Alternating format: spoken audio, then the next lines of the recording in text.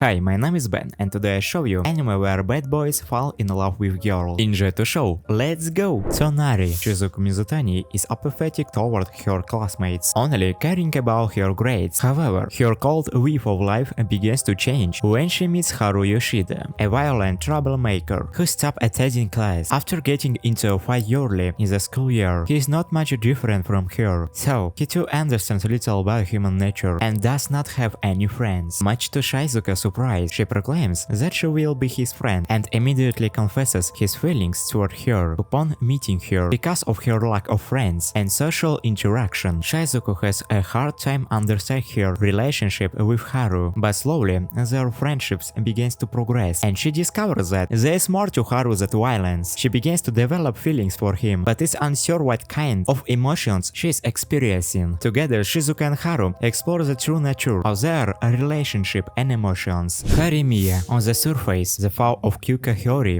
and Izumi Miyamura getting along will be the last thing in people's minds. After all, Hori has a perfect combination of beauty and brains, while Miyamura appears meek and distant to his fellow classmates. However, a fateful meeting between the two lays both of their hidden selves bare. Even though she is popular at school, Hori has little time to socialize with her friends due to housework. On the other hand, Miyamura lives under the noses of his peers, his body bearing secret tattoos and piercing that make him look like a gentle delinquent, having opposite personalities, yet sharing odd similarities. The two quickly become friends and often spend time together in Hori's home. As they both emerge from their shells, they show which each other a side of themselves concealed from the outside world. Blue Spring Ride. Fudabu Yoshioka used to be an attractive and popular middle schooler, well liked by the opposite sex, but ostracized by the girls. Nevertheless, she was able to brush all that off, because the only opinions that really mattered to her was that of Kao Tanaka, a classmate with whom she shared a shelter from rain once, followed by quite a few other precious and significant memories. She even succeeded at making plans to meet with the Queen and innocent born at the summer festival, but a simple misunderstanding and Tanaka's subsequent disappearance left her walking the hall of her school friendless. Now in high school, Futaba is not your typical adolescent girl, determined to become a class favorite this time. She avoids all unwanted attention and, instead of acting cute and feminine, only stands out through her tomboyish behavior and disheveled look. But still, her world is soon turned upside down when the only boy she ever liked unexpectedly comes into her life once again. Except he goes by the name of Koyamabuchi now, and it is not his name alone that he's gone through a sea change. Fruits Basket. After the accident in which she lost her mother, 16-year-old Toru moved in with her grandfather, but due to his home being renovated, is unable to continue living with him, claiming she will find someone to stay with, but also fearing the criticism of her family and not wanting to burden any of her friends. Toru resorts to secretly living on her own in a tent in the woods. One night on her way back from work, she finds her tent buried underneath a landslide. Yukisoma, the prince of her school, and his cousin Shijori Soma, a famous author, stumble across Toru's situation and invite her to stay with them until her grandfather's home renovations are complete. Upon arriving at the Soma house, Toru discovers their secret. If a Soma is hugged by someone of the opposite gender, they temporarily transfer into one of the animals of the zodiac. However, this strange phenomenon is no laughing matter, rather it is a terrible curse that holds a dark history. As she continues her journey, meeting more members of the zodiac family, will Toru's kind-hearted yet resolute nature by enough to prepare her for what lies behind. The Soma household doors seen yesterday for me. Riko Yozumi has all but resigned himself to a bleak future, aimlessly working at a convenience store in Tokyo. After graduating from college, his monotonous life is interrupted when the peculiar Haru Nanaka makes a live appearance, frequently dropping by his workplace to befriend him. When Riko learns that an old college friend and crush, Shinako Maranome, has moved back into town, he reaches out to further their relationship. Unbeknownst to Rikyo, however, Shinako is carrying painful memories from her past that were holding her back from accepting his feelings. Meanwhile, as Haru continually opens up to Rikyo, he discovers that she, much like him, is living by herself and wants to step out of her comfort zone into an uncertain future. The past lingers long in the mind, and the future remains elusive. At the crossroads along their intertwined path, this is free experience what it means to let go of their feelings of yesterday and embrace the change that tomorrow brings. Tokyo Revengers. Takemichi Hanagaki, second year of middle school, with the highest best point in his life. He had respect, a gang of friends he could count on, and even a girlfriend. But that was 12 years ago. Today he is a nobody, a washed-up non-entity made fun of by children, and always forced to apologize to his younger boss. A sudden news report on the Tokyo Menji gang, cruel murder on the only girlfriend he ever had alongside her brother, only adds insult to injury. Half a second before a train's end, his pitiful life for good, Takemichi flashback to the Sunday 12 years ago, when he was still dating Hinata Tachibana, after being forced to relive the very same day. That began his downward spiral. Takemichi meets Hinata's younger brother. Without thinking, he admits to his seeming death before flashing back to the past. Takemichi urges him to protect his sister before inexplicable return to the future. Miraculously, he isn't dead. Stranger still, the future has changed. It seems as though Takemichi can alter the flow of time, giving the change to prevent his ex-girlfriend's tragic death at the hands of the Tokyo Menji gang. Takemichi decides to fly through time to change the course of the future. Keikuwa Maetsama. Misaki Eizawa is a unique phenomenon within Seika High School. In a predominantly male institution, she became the first ever female student council president through her honesty and diligence. Ever since Misaki got promoted to the position, she has been working tirelessly to ensure a better school life for all girls. Despite that, Misaki is very strict with the boys, which has earned her the title Demon President. One day, after hearing a girl cry in the hallway, Misaki encounters Sakuma Yuzui, the most popular boy in the school, as he rejects a love confession. Enraged at what she is seeing, Misaki reprimands him for making the girl cry. However, Yuzui is indifferent and brushes it off as nothing. Unexpectedly, Misaki soon runs into Yuzui again, but this time when she is working at a main cafe. Embarrassed that someone has found out about her secret occupation, Misaki promises herself not to let Yuzui destroy her reputation. However, the mysterious boy now begins to visit the same cafe regularly to observe and tease Misaki. When push comes to shove, will Yuzui still be able to keep the president's secret? Aino X Boku SS. This anime TV series centers around a bad boy who will fall in love with a good girl named Rikuhiro Shirakin. She is the sheltered daughter of a renowned family. With her petite build and wealthy status, Rikuhiro has been a protected and dependent girl her entire life, but now she has decided to change all that. However, there is just one problem. The young girl has a sharp tongue he can't control and terrible communication skills. With some help from a childhood friend, Raruhiro takes up residence in Maison de Ayakashi, a secluded high-security apartment complex that, as the unsociable 15-years-old soon discovers, is home to a host of bizarre individuals. Furthermore, their quirky personalities are not the strangest things about them. Each inhabitant of the Maison de Ayakashi, including Raruhiro, is actually half human, half yokai. Thank you for watching this video. I hope you understand me and my bad English. So, if you like it, please subscribe to my channel. Well, you have been with you. See you later. Bye bye.